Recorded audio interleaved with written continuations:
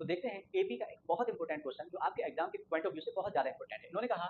The sum of first m terms of an AP is same as the sum of its n terms. यहाँ पर इन्होंने कहा है कि जो सम ऑफ m टर्म है वो सेम है, सम ऑफ n टर्म्स के मीन इक्वल है। फिर उन्होंने कहा show that the sum of its first m nth term is zero, means ये कहना चाह रहे हैं आपसे एस m प्लस n आपको जीरो ये प्रूव करके दिखाना है, ये आपको क्या करना है, प्रूव करना है। पहले आप इसको सॉल्व करेंगे जो आपको दे रखा है और फिर यहाँ से देखते हैं कि हम क्या यहाँ तक पहुंच पाते हैं। तो अगर हम यहाँ से सम ऑफ m टर्म का फॉर्मूला ओपन करें तो ये m by two 2a plus m minus one into T,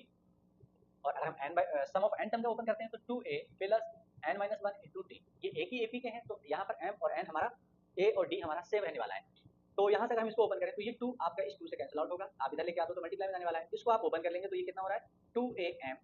plus m times of m minus one into T equal to, similar आपको इधर भी करना है तो 2an plus n times of n minus one into T. अब आप इसको और सॉल्व करेंगे और वन साइड लेके आ रहे हो, देखेंगे आंसर क्या आ रहा है। तो यहाँ से आपने देखा तो 2am, इसको इधर लेके आए तो ये कितना हुआ माइनस 2an। इसको अगर हम ओपन कर लें तो ये कितना आ रहा है एम स्क्वायर माइनस एम, जी को आप ऐसे ही छोड़िए, इसको इधर लेके जाओ तो ये कितना हुआ आपका माइनस का N square minus N into T is equal to में क्या बचता है आपका जीरो। अब आपको क्या देखना है, इसको और जितना सॉल्व कर सकते हो कर लो। तो आपने देखा 2a कॉमन है, आपका बचता कितना है एम माइनस एन प्लस, यहाँ से आपने देखा कि डी कॉमन आ रहा है तो यहाँ कितना बचा M square minus N square, open करोगे तो माइनस माइनस प्लस माइनस हुआ, minus minus plus equal to zero. अब यहाँ से आपने देखा कि अगर हम यहाँ से थोड़ा सा और आगे बढ़ा लें इससे तो M minus N plus D, यहाँ पर आपका M square minus N square को अगर मैं ब्रैकेट में लिखूं और यहाँ से मैंने माइनस कॉमन ले लूं तो ये एम होता है आपका प्लस का और प्लस वाला एन आपका क्या हुआ माइनस का इक्वल टू जीरो। अगर हम यहाँ से एक स्टेप और आगे बढ़ाएं तो 2a m minus N plus, इसको हम डी को बाद में लिख सकते हैं,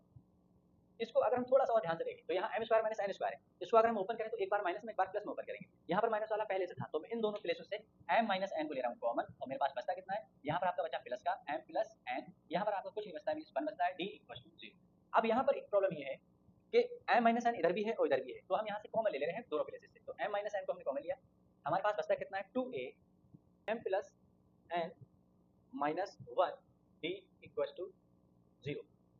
अब यहाँ पर एक बात फिक्स है कि m और n टर्म्स के बारे में बात कर रहे हैं, ये तो जीरो हो नहीं सकता, तो m minus N is not equal to zero. अगर ये जीरो नहीं हो सकता तो 2a plus m plus n minus one into T equal to zero हो सकता है। अब अगर ये जीरो है तो अब हम चेक कर लेंगे इन्होंने हमसे पूछा क्या था, इन्होंने हमसे पूछा था S m plus n equal to, इसका अगर हम फॉर्मूला ओपन करें तो कितना होगा m plus N by two bracket में 2a प्लस, अगर इसको ओपन करते हैं तो m प्लस एन, तो इसमें से हम कर देंगे माइनस वन को into D equal to zero. अब यहाँ से आप थोड़ा सा ध्यान से देखिए तो m प्लस एन इंटू ये इसकी वैल्यू आपने निकाली है कितनी है, वो जीरो है, तो यहाँ जीरो लगा दोगे और यहाँ से क्लियर हुआ कि S sum of first m plus N term is equal to zero है और यहाँ से आपका होता है प्रूफ।